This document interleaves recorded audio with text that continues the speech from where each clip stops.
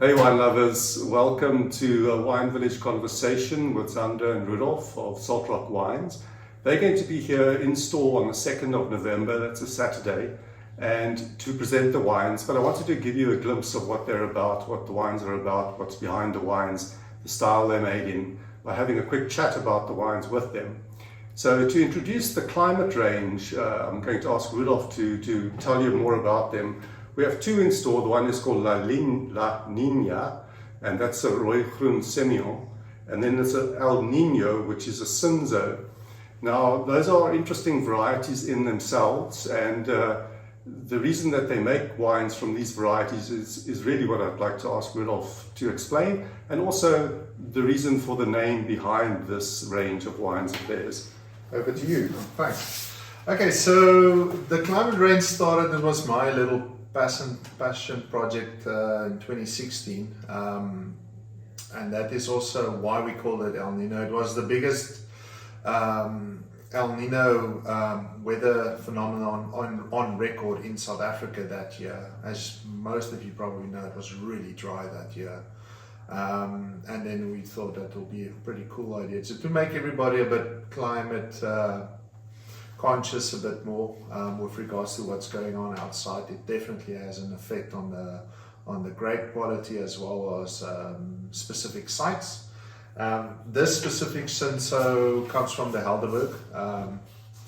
I've made Cinzos all over the Stellenbosch region, and what I can say is the Cinzo from the Helderberg has got a bit more grip, a bit more tannin structure to it, and that's just from the decomposed granite versus clay component in the soil, as well as the Mediterranean climate that it has. So you get a lot of beautiful red berry fruits on it, but also there's a bit more grip on the palate, and it definitely it's age worthy, I would say, more than some Cinzos out there. With the other one, the La Nina, it's a bit of a special. It's from Semillon Gris, or as they say, Roy Groen.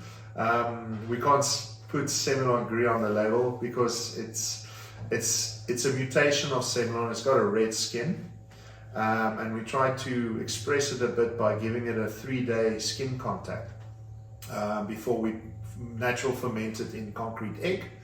And yeah, it's beautiful. It's got lovely stone fruit notes on it.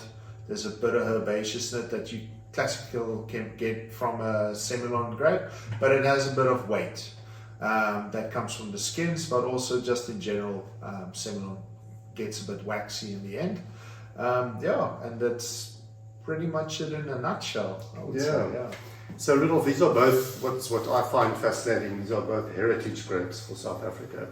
Semillon is one of the oldest planted white wines in the Cape, and Cinzo has a long history in the Cape, and it's seen a bit of a renaissance now. Would you agree? Yes, I do agree. Look, Semillon's a tough sell in any record, but I mean, both of them are such cool. They're so versatile, and it's definitely foodie wines now. But yeah, you can make it light and easy, and you can make it very serious. We try to find in between a balance of the two, where it intrigues the upcoming wine connoisseur, but also old dog that likes to enjoy new things. That's definitely up their alley as well. Yeah. I mean, the labels really stand out on the shelves, and the names. I mean, personally, I can never remember whether El Nino is the hot one, or La Nina is the cold one. So La Nina are the wetter. Yes, it's for the wetter one. Yeah. So we pigeon paired it to. It used to be a Sauvignon Blanc from Bishop's Court, but we lost the block, and then we thought, we'll make it something really cool, and we got a dibs on some Sem Gris in the Swartland. There's only 4 producers that make it in the country, so it's a very unique wine. Great. No, these are very, very interesting wines, and as I say, you'll be able to taste them November the 2nd. Great. Now, Zander, the standalone range is part of your portfolio, and we have 2 in store. The one is a Chenin, which is a Stellenbosch block, and the other one is a Pinot Noir, which is actually from Hemelnade grapes, I believe. So tell us more about the standalone range, what they represent, and these 2 examples. Okay. Like I say, every story has a start. So in the beginning, Rudolf had the climate range, and then standalone was my sort of passion project on the side. So when we sort of came together and merged and formed one company, we brought these two different ranges into the range. So standalone, it's the front labels. Actually, it's a dead tree. For me, I find dead trees very fascinating, and they sort of make my mind wander a bit. So that's sort of what we're trying to do with the style as well. Keep the wines very classical, but also have a little bit of an intrigue into the wines we produce as well, with the different wines we produce in the range. As you mentioned, the Chenin Blanc is from Stellenbosch, but then again as well, it's from the Helderberg. The Helderberg is always known, as Rudolf mentioned, for bigger reds, but it also makes very elegant and very interesting white wines. So this Chenin sort of up in the sort of ravine of the mountain there. It's a young bushvine block. It's about 10 years old. But the beauty of this specific block is it really retains the acidity of the wine. So we ferment it in different vessels, in barrels, but then we use bigger format, 300 liters. 20% is new wood, and then we also use clay amphora as well from a local producer in Scarborough, in Hout Bay, Yogi. So and then what the clay amphora actually does, it really tightens up the wine and gives us the beautiful core of the wine. And then the barrels just sort of fill it out and give a bit more flesh, especially with the new wood. Just adds a bit more complexity to the mid palate of the wine for us. And then the Pinot Noir, it's from the Hemel Ridge. Pinot, I did a stint here in Amana, so I really love Pinot Noir.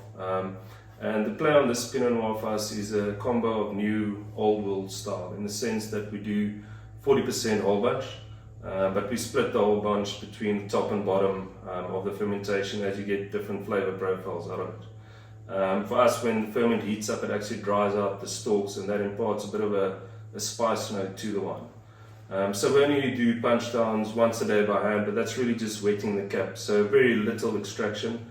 When you pour the wine, you'll see it's very light in color, but it's got a lot of depth and layers to it, and we get that from the specific technique that we use in making the wine.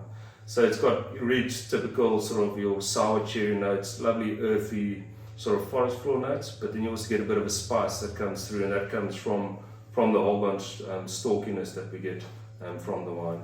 So 23, it was a bit of a wet year, but I think we picked just before the rains came, and we feel we got it spot on. So yeah, and the ridge I think also was slightly less affected by the wetness. And so that technique of making Pinot Noir, is it something that you've come across before, or is it a bit of experimentation? It's a bit of experimentation. When I was traveling overseas, I actually did a stint in Tasmania, and there I was working in the Pinot cellar, and we experimented a lot with whole bunch, bottom, top, in the middle, all around, and sort of with working out there, I sort of took what I liked out of the different sections where we had the whole bunch. And when I came back to South Africa, when I started standalone, it was 2014. I started with this technique, and then slowly just pushing up the percentage of whole bunch till I found sort of where I found was the sweet spot for me. Okay. And will every year be whole bunch, or is that also vintage dependent?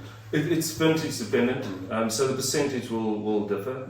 If it's a really bad vintage, we'll look to drop the percentage. But if it's a good vintage, I think 40% sort of max where we'll go. But we look at the quality of the grapes, how clean they are, all of that. So if it's really bad damage, then we'll drop it. But if it's good, we'll push it as far up to 40%, which in 23 we could do. Yeah. No, thank you both.